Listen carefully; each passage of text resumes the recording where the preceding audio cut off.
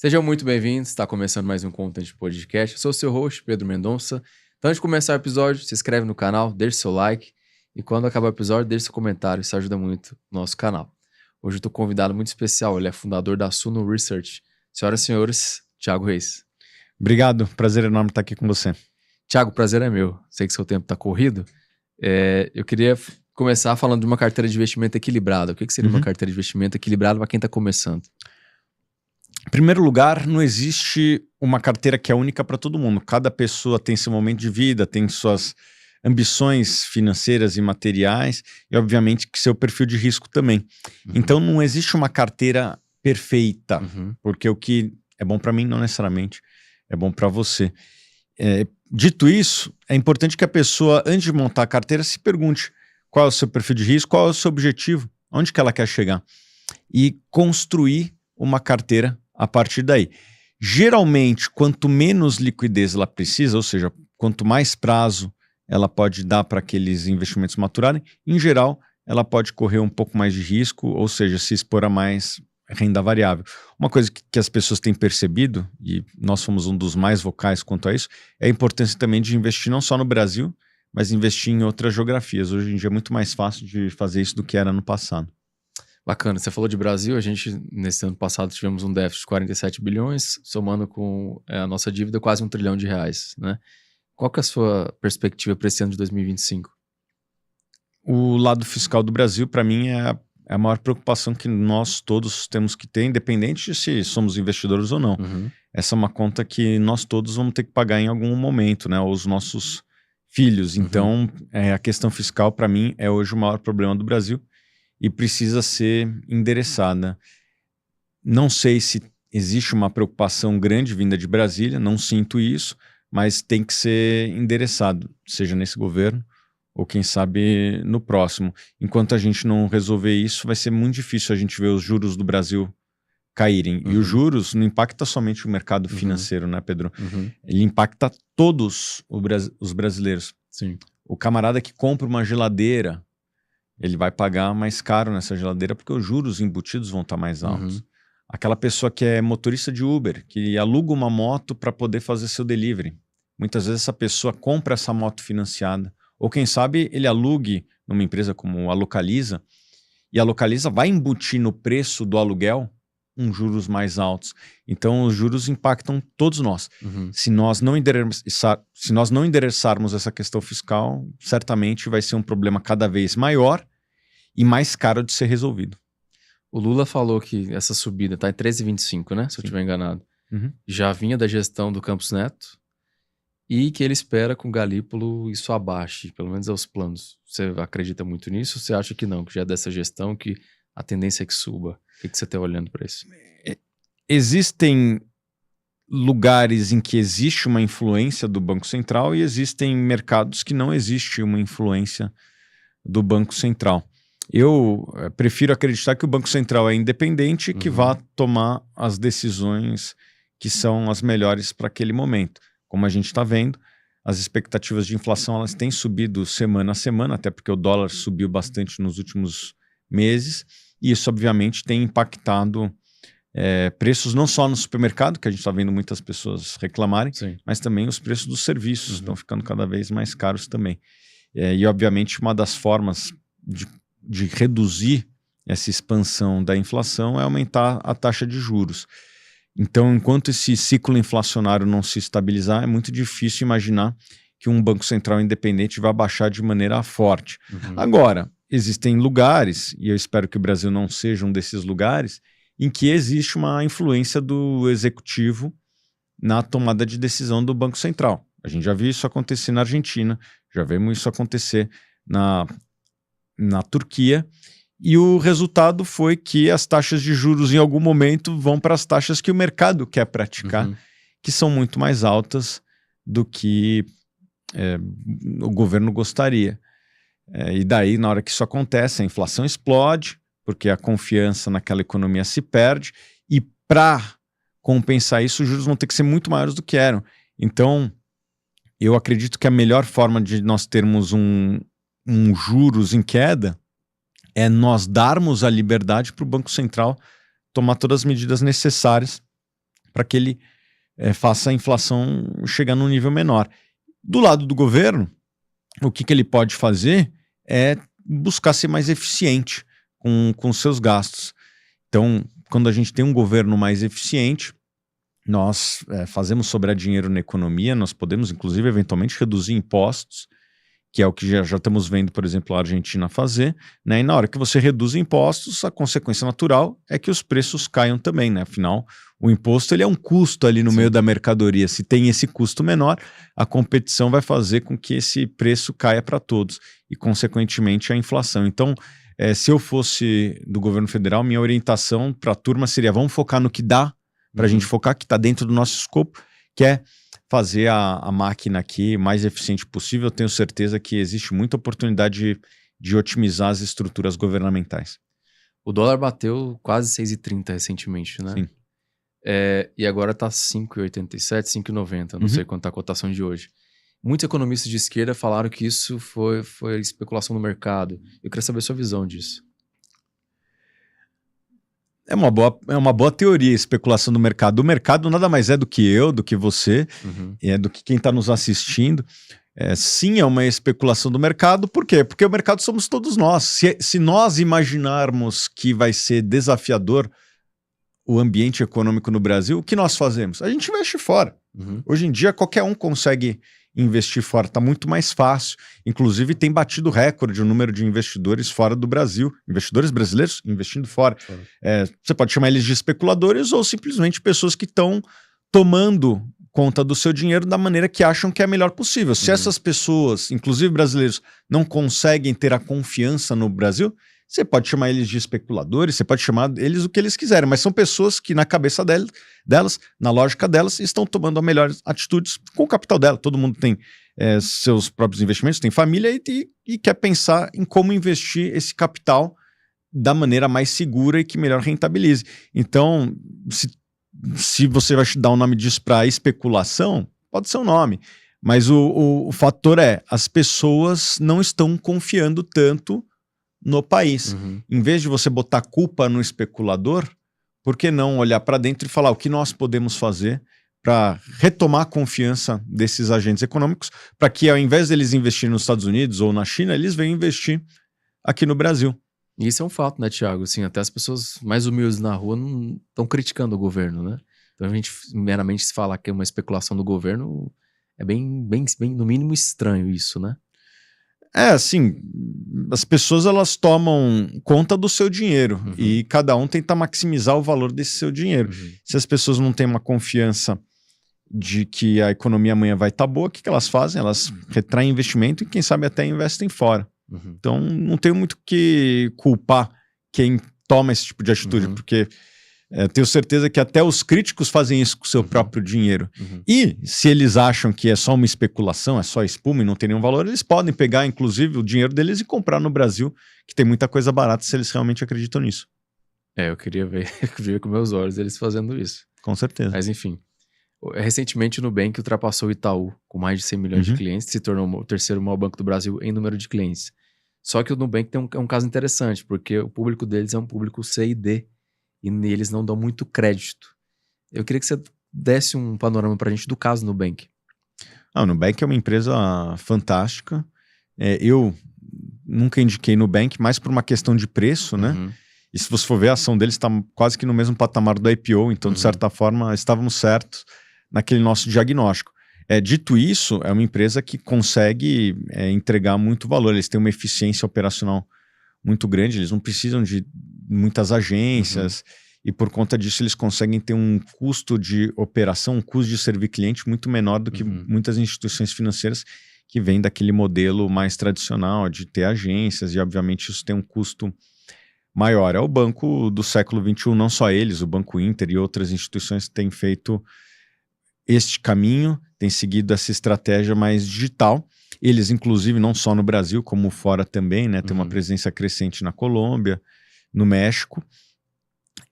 O desafio do Nubank é justamente monetizar essa base. São clientes que têm um perfil de renda menor, então a receita por cliente vai ser estruturalmente menor. E então, como o que você pode vender para esse público? Obviamente que existem muitas oportunidades. Então, eu acho que o desafio deles é monetizar essa base. Eles têm, inclusive, me surpreendido positivamente nesse aspecto e atacar novos públicos, né? Eles têm uma presença muito tímida nas camadas mais altas, praticamente inexistente em empresas. Então, são oportunidades que se desenham para eles. É uma empresa muito competente no que faz. Porém, eu, como investidor, ainda não invisto mais por uma questão de múltiplo, né, de preço, de valuation, do que qualquer outra coisa, embora eu reconheça muito mérito no que eles construíram até agora. Qual que é a diferença do Nubank hoje e do Banco Inter? Porque o Banco Inter, as ações só caem, tá lá embaixo, e o Nubank sobe. O que tá, vamos dizer, de errado, entre aspas? Primeiro que o Banco Inter, ele abriu capital faz mais tempo, então ele pegou como empresa listada todo aquele boom das startups que existiu ali durante a pandemia. Então, parte da queda dele maior foi porque ele já existia há mais tempo na bolsa. Né? Mas é uma empresa que tem conseguido entregar bastante também. O Banco Inter não tem crescido tanto, né? Não conseguiu crescer tanto a base como o Nubank, porém tem construído com bases sólidas o seu business. É uma empresa lucrativa, é uma empresa mais conservadora na concessão de crédito, não saiu dando crédito de maneira tão aberta e talvez por isso tenha crescido um pouquinho menos. Me parece ser um estilo de gestão mais conservador. Recentemente a gente teve essa polêmica da taxação do Pix. Na verdade não era taxação, né, mas mais um controle das operações que já são feitas, né, pelo Banco Central. E agora vai ser lançado o Drex. Eu queria que você explicasse um pouquinho do Drex para as pessoas que muita gente tem dúvida, é real digital, é um sistema, como é que funciona? Bom, eu também não sei, gostaria de saber. Essa é uma matéria que eu não estou muito por dentro. Prefiro falar de outros assuntos. Ah, tá. Não, tranquilo. Eu teve agora também recentemente a questão da bolha da NVIDIA contra a DeepSeek, que é uma startup chinesa na área de tecnologia.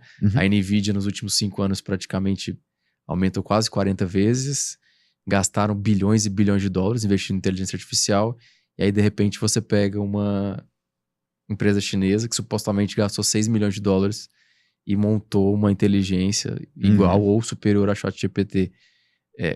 Como é que você vê essa guerra tecnológica entre Estados Unidos e China? Bom, esse ambiente de inteligência artificial é o futuro, mas é muito difícil saber quem vão ser os vencedores, né? Porque tem uma disputa de hardware, uma disputa de software, quem tem o melhor hardware, quem tem o melhor software e quem tem as melhores bases de dados também. Não adianta você ter o melhor hardware e o melhor software e você não ter as bases de dados. Essa é uma das vantagens que as empresas grandes de tecnologia americanas têm, né? Google, Facebook, Apple, Microsoft, a própria Amazon, elas têm bases de dados muito ricas dos seus usuários, né? Conforme a gente vai usando no nosso Instagram, a gente fica fazendo assim, aquilo lá é mais e mais dados que o Instagram e o Facebook vão tendo a respeito das nossas preferências e com isso conseguem fazer soluções mais corretas para cada tipo de usuário. Além de que são empresas que são muito ricas, muito rentáveis, geram muito caixa e têm um caixa muito robusto e por conta disso conseguem fazer os investimentos tanto em software, em pessoas, como em hardware. Conseguem investir dezenas de bilhões de dólares em capacidade de processamento para fazer tudo isso. Então, eu acredito que alguns dos vencedores da corrida da inteligência artificial vão ser as grandes empresas americanas por tudo isso que eu falei. Elas têm talento, elas têm dinheiro e talvez tão importante quanto esses dois primeiros, elas têm bases de dados muito ricas que elas acumularam ao longo de décadas a nosso respeito. Agora, eu gosto da tese de investir na infraestrutura e não tentar encontrar qual vai ser o player vencedor. O que eu quero dizer com isso? O uso de inteligência artificial provavelmente vai demandar mais energia, vai demandar mais capacidade de infraestrutura de telecomunicações E me parece ser uma aposta mais segura você apostar nesta infraestrutura do que tentar descobrir qual que vai ser a próxima empresa. Porque como a gente tem visto, e você citou bem, é um ambiente muito dinâmico e cada semana é uma semana para quem está apostando em qual vai ser o vencedor. Eu prefiro mais apostar no fabricante de picaretas na corrida do ouro do que qual terreno que vai ter ouro. É porque você acredita que talvez supostamente eles gastaram 6 milhões para fazer uma inteligência que os Estados Unidos, o ChatGPT, a OpenAI gastou bilhões e bilhões para desenvolver o mesmo sistema? Eu não duvidaria, porque... E tem muita gente dizendo que inclusive é melhor, mais rápido. Eu não duvidaria, porque pesquisa e desenvolvimento, ela não tem só a ver com dinheiro. Uhum. A gente estava citando o Facebook agora há pouco. O Facebook poderia ter começado dentro da Microsoft, eles tinham o MSN lá atrás, né? Por que o Facebook não foi uma derivada do MSN? Todo mundo usava o MSN, né? Verdade. Ou o antigo ICQ. O Skype também, né? O Skype. O próprio Google tinha o Orkut, que tinha uma base de usuários muito forte aqui no Brasil. Por que não foi o próximo Facebook não nasceu dentro do próprio Google? Porque pesquisa e desenvolvimento não é só dinheiro. Google e Microsoft tinham mais dinheiro do que o Mark Zuckerberg tinha no começo da carreira dele. Mas ele tinha outras coisas, entre elas criatividade, a rede de relacionamentos dele lá no ambiente de Harvard, né, que foi aonde nasceu o Facebook. Um time muito competente e empreendedor, né, que mostra muito bem naquele filme. Então não é só dinheiro que impacta nos resultados de pesquisa e desenvolvimento. Existem outras coisas, como criatividade, força de vontade dos fundadores, muito trabalho, perseverança, etc., que muitas vezes uma corporação, às vezes muito capitalizada, não tem. Então eu não duvidaria que esse aqui é um caso também, né? Com menos recursos, alguém mais motivado e com todos os atributos que eu falei, teria condição de fazer algo que ganha de grandes corporações, ou pelo menos faz aquilo com muito menos custo. Então, não estou dizendo que é verdade, mas não duvidaria se fosse. A Alibaba também lançou no final da última semana a inteligência artificial deles, provavelmente um custo bem menor, e os rumores que a gente tem visto é que isso vai baratear a inteligência artificial e que talvez isso possa abrir oportunidade para outros países criarem as suas inteligências. Você acha que o Brasil pode ter a chance? Porque tem essa parte de infraestrutura que pouca gente fala, que você falou, né?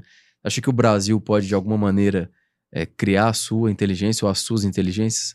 Eu acho que vai ser muito difícil para nós competirmos com a capacidade de software, com o nível de talentos que é necessário para construir algo desse tipo, e principalmente base de dados, né? Que estão na mão dessas grandes empresas de tecnologia do mundo. Infelizmente, o Brasil não está inserido nessa revolução digital que a gente vai ver nos próximos anos como protagonista. É uma pena. Isso não significa que não existam oportunidades para nós. Né? Eu acho que nós temos condições de ser um provedor de energia, de ser um provedor de outras coisas que vão se consumir nesse mundo novo. Mas no caso você falaria fornecer energia para essas empresas. Assim, o consumo de energia tende a aumentar. Muito. Muito. E um dos países que tem condições de ser um grande exportador de energia é o Brasil. Sim. Seja através de combustíveis, biocombustíveis, com certeza. Ou, quem sabe, alguma forma de exportação de energia, como é uma possibilidade do nitrogênio verde, né? Então, poderia ser uma saída também. Vamos ver como é que essas coisas vão desenrolar, né? O Trump assumiu há menos de 2 semanas e já está movimentando o mundo, né? Anunciou 25% de tarifa ontem ou antes de ontem no Canadá, 25% do México, 10% na China, falou que vai anexar o canal do Panamá, briga com a Colômbia, falou que vai tarifar a União Europeia. Como que você vê esse cenário macro? Ainda é muito cedo para ter... Quais as possíveis consequências disso? Qualquer conclusão. mesmo porque o ambiente é bem dinâmico, né? Bem agitado, como você falou. Em geral, tarifações vão gerar um aumento de preços e isso aí pode também aumentar um pouco os juros nos Estados Unidos, o que não necessariamente é bom para o Brasil, né? Nós já temos um juros muito alto e se os nossos competidores, talvez o maior competidor pelo mercado de capitais, né, é os Estados Unidos. Se os juros aumentar lá, é difícil imaginar que vai cair aqui, porque o investidor ele pode aplicar lá ou aqui. Se lá está pagando cada vez mais, é natural que ele vai exigir daqui também cada vez mais. Então, é um ambiente mais inflacionário. Agora, tem algumas coisas que podem se abrir para o Brasil. A primeira gestão do Trump foi muito boa para o Brasil. O agronegócio chinês se abriu muito para o Brasil. Teve um boom, não só de soja, mas também de algodão, e que o Brasil foi talvez o maior beneficiário, porque assim como os Estados Unidos impôs barreiras comerciais para a China também teve algumas espécies de retaliação. Então, botavam as mercadorias americanas, sobretudo do agronegócio, muito mais em inspeção do que as do Brasil. E com isso, abriu-se um mercado importante para nós ali entre 2017, 18, 19 e 20. Essas tarifas que eles têm colocado no resto do mundo, pode ser que tenha algum tipo de retaliação. O Trudeau já anunciou que vai retaliar. E os Estados Unidos, ele é o maior exportador de alimentos do mundo. E o Brasil é o segundo.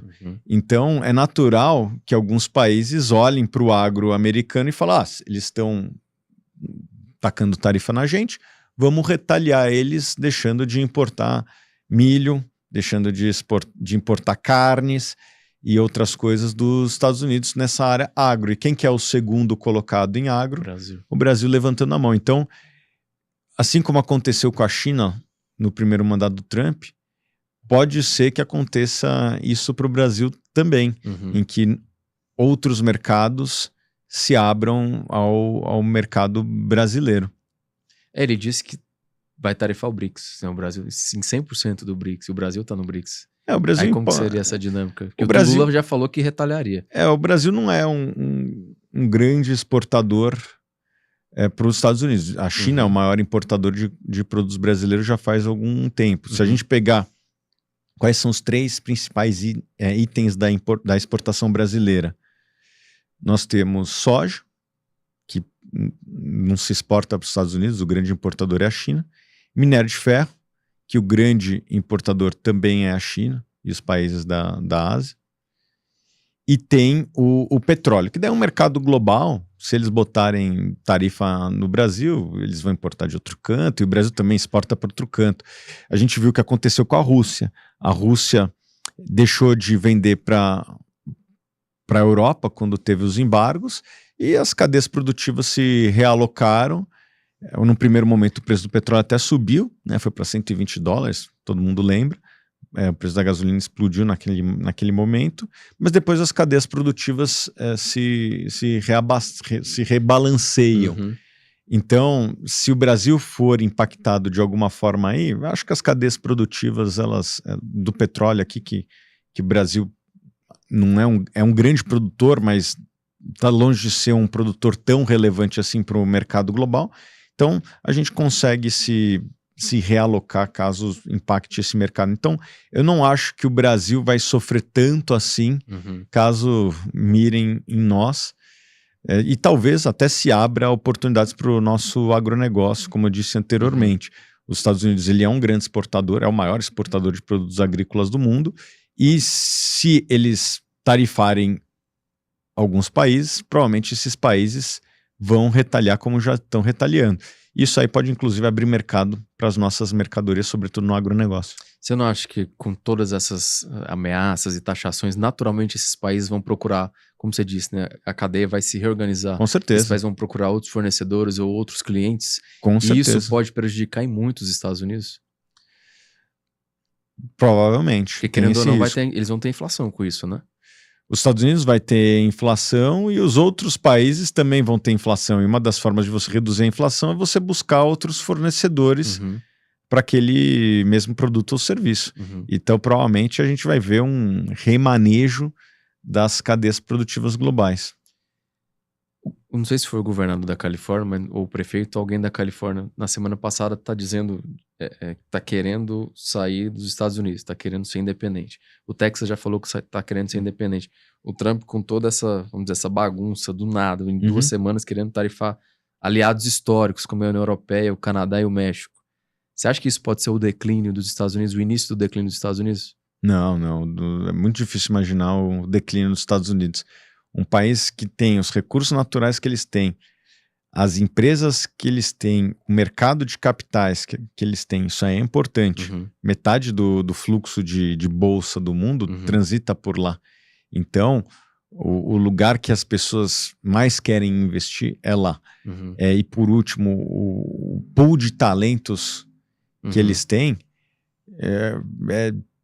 como diz Warren Buffett, never bet against America. Essa combinação que eu falei, fora outros fatores, né, a própria geografia dos Estados Unidos, torna os Estados Unidos um país praticamente imbatível. Pode ter uma turbulência ou outra, mas não acho que é o declínio, não. Pelo contrário, eu acho que não dá para apostar contra os Estados Unidos. Eu não acho que o mundo está virando para o BRICS, para a China, Rússia, especialmente depois da guerra da Ucrânia, que a Rússia e a China eram inimigos, e agora estão abraçados.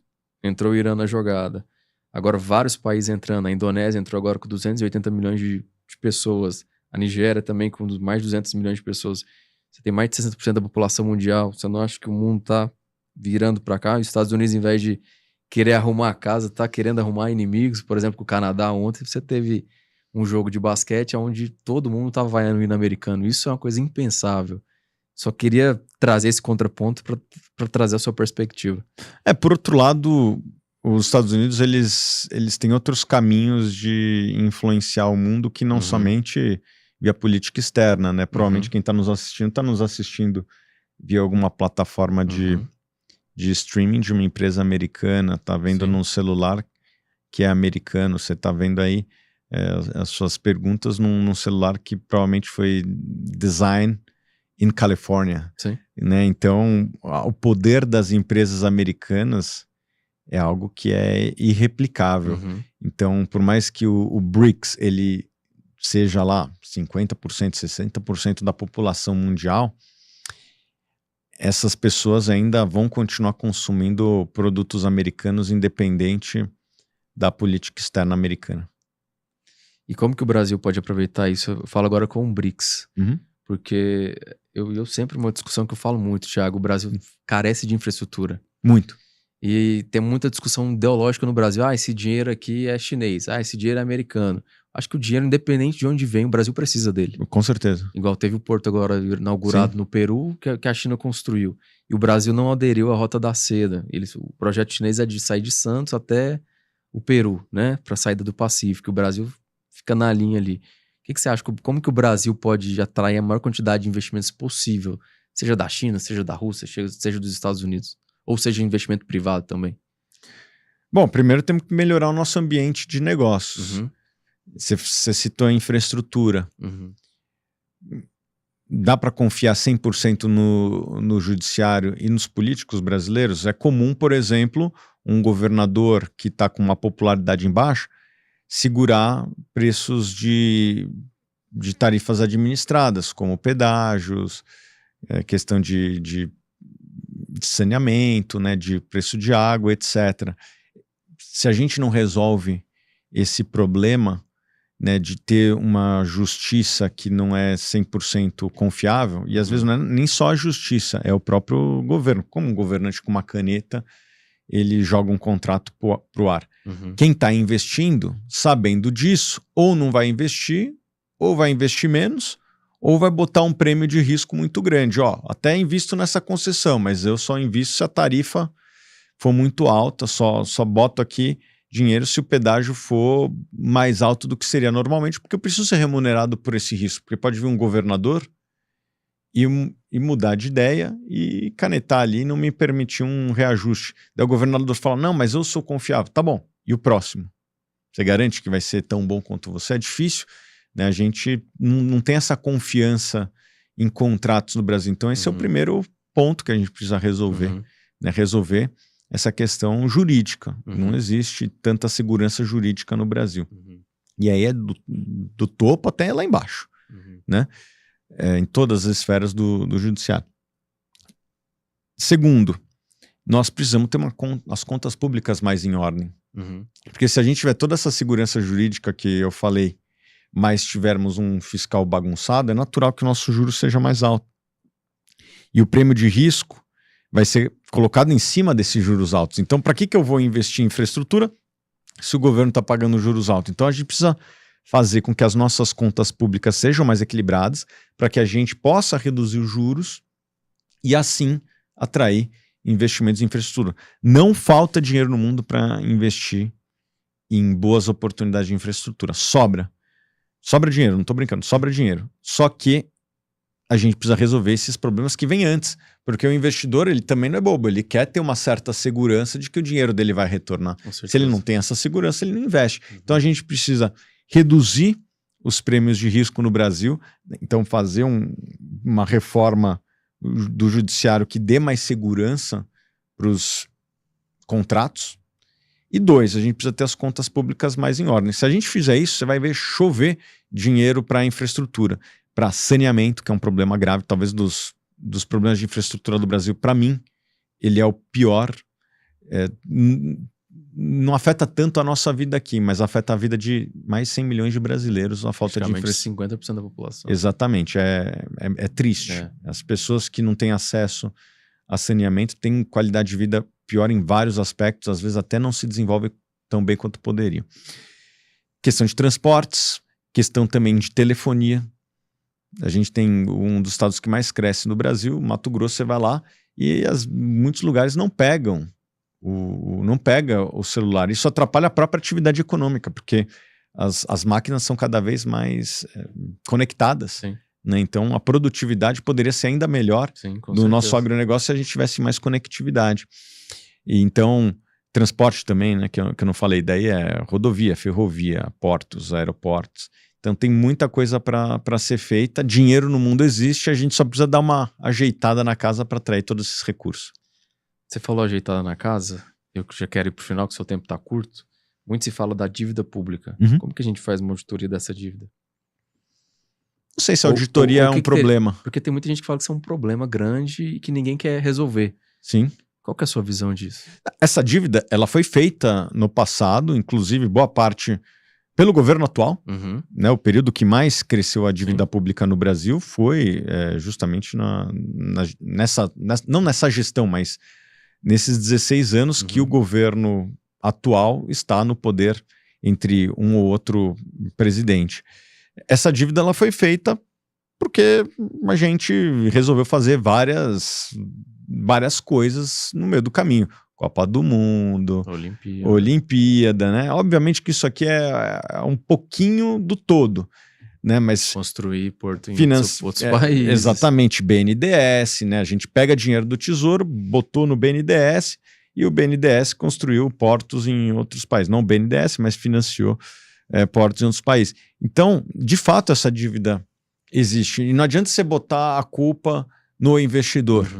O investidor ofereceram para ele, quer aplicar aqui em títulos do governo? Ele podia não ter aplicado, podia ter aplicado em ações da Apple. Talvez tivesse até se dado melhor. Né? A culpa não é do investidor, não é do dono da dívida hoje. A culpa é de quem tomou decisões no passado e fizeram com que a nossa dívida fosse muito alta hoje. Inclusive a ausência de reformas.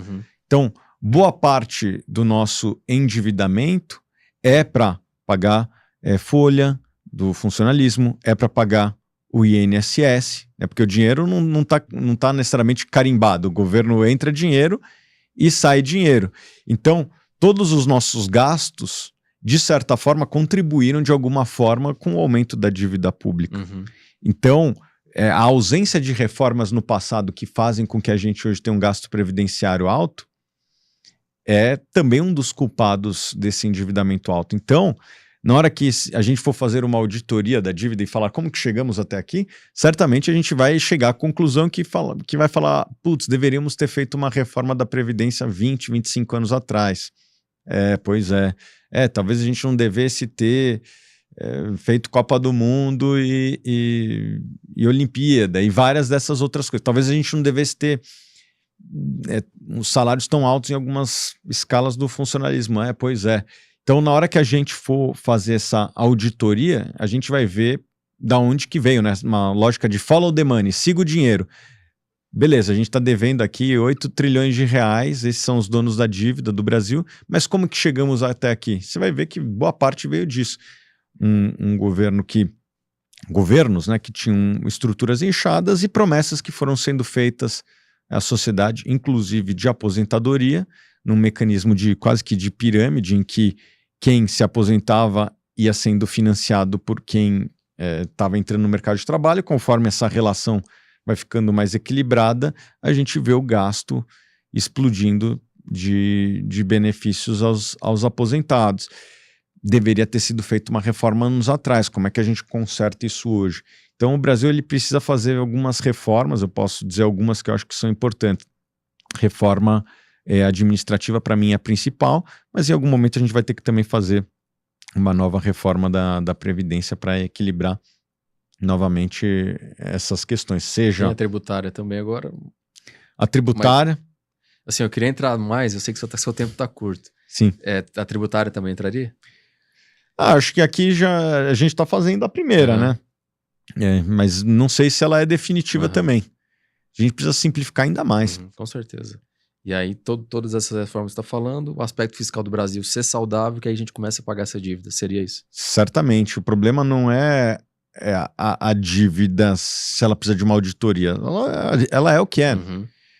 Ela é o que nós acumulando. Foi gasto, né? Foi gasto no passado. Não dá para voltar no tempo. Então, o que a gente pode fazer hoje para consertar isso daí? Vou para uma pergunta final, Thiago, por causa do seu tempo. Sim, sim.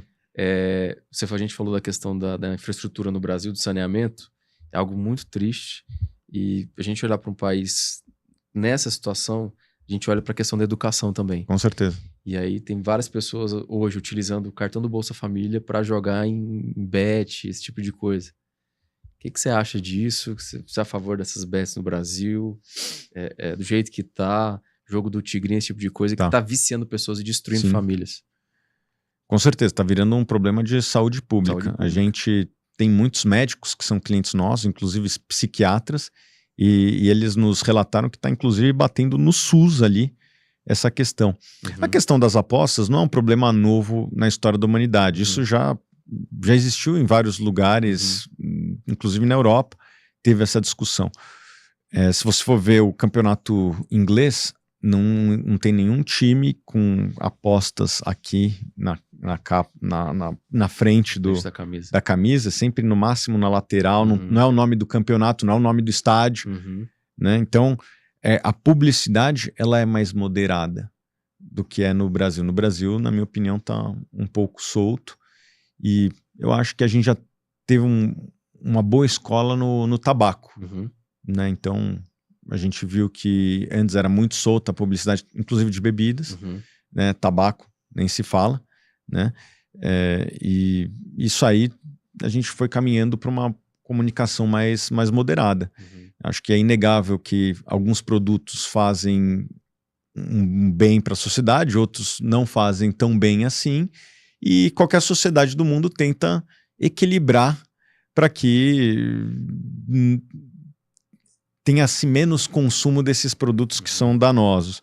E, na minha opinião, bet é um desses produtos e serviços que não tem uma externalidade tão positiva para a sociedade.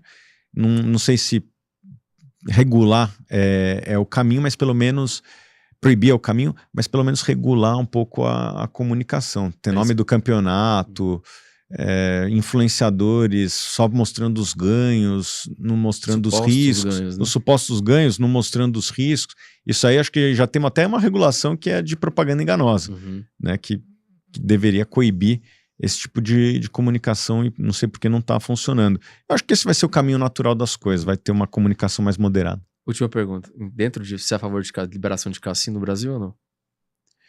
Não tenho opinião formada, sabia? Eu não tenho opinião O formada. cassino é mais regulado, né? O cara joga no Tigrinho ali, joga online, ele E pode ser existem manipulado no várias cassino. formas de regulação, né? Existem lugares do mundo em que para estrangeiro é 100% liberado e para quem é local, ó, você só pode até aqui. Até tanto certo percentual ponto da sua renda, porque mais do que isso é um vício e tem uma externalidade muito ruim para a sociedade. Você não quer que o cara aposte a casa dele, Sim. ou o carro dele, ou Sim. coisas que são importantes para a vida dele, que depois destrói a família. Então, existem formas de você equilibrar um pouco essa questão. Tem prós e contras, né? Tem prós e contras, desenvolve algumas regiões. Isso, a pessoa fala, desenvolve regiões, gera emprego e renda. Sim. Então, por isso, sou a favor. Hoje você vai por exemplo, você vai para Las Vegas e é muito mais do que cassino. Tem ali uma indústria do entretenimento. Totalmente.